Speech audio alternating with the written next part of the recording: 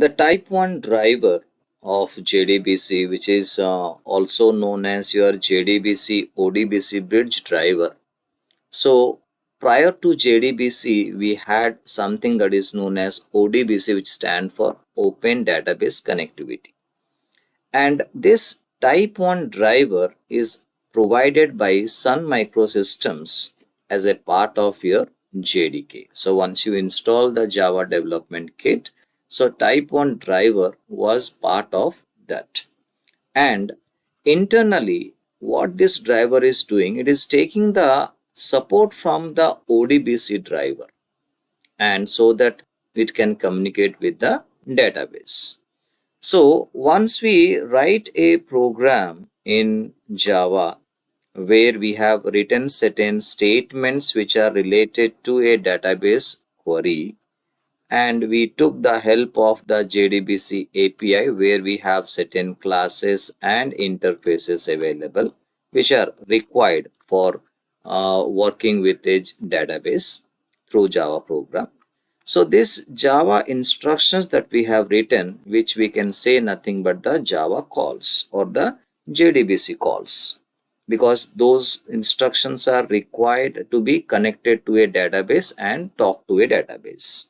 So those calls, which I say the JDBC calls, okay. So the driver, which is nothing but your type 1 driver, will take up this JDBC calls and convert them into the ODBC calls.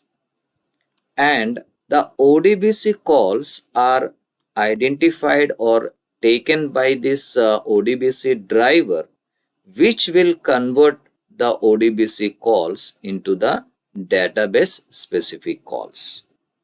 So this type 1 driver is actually acting as a bridge between the JDBC and the ODBC.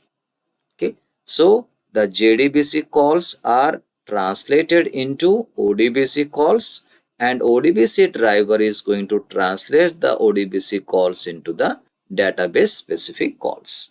That's how the database is going to understand what calls have been made in this Java application.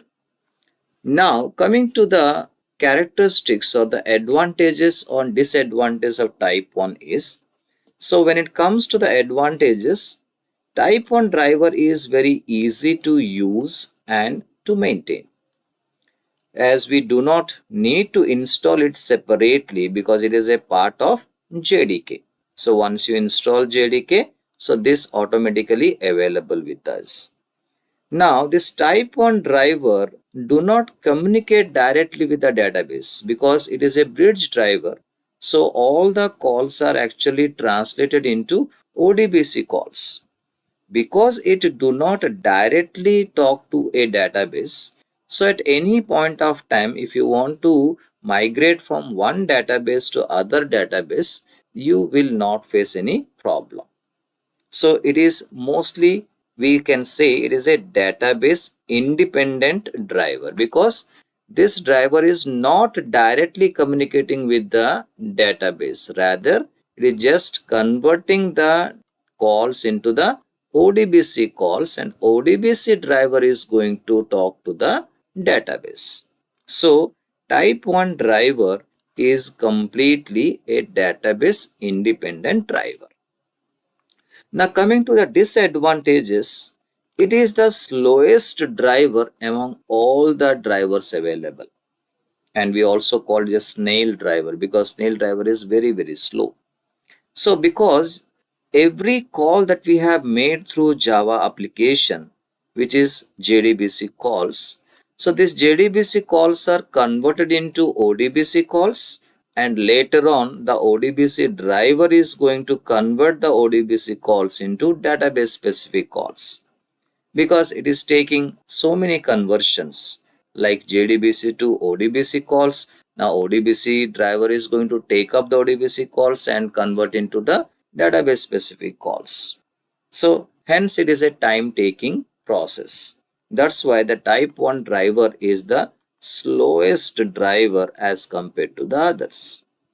Now this driver, as we know, is a JDBC ODBC bridge driver, so it internally depends on ODBC driver, and this ODBC drivers work only with the Windows machine. Why? Because this is a product of Microsoft.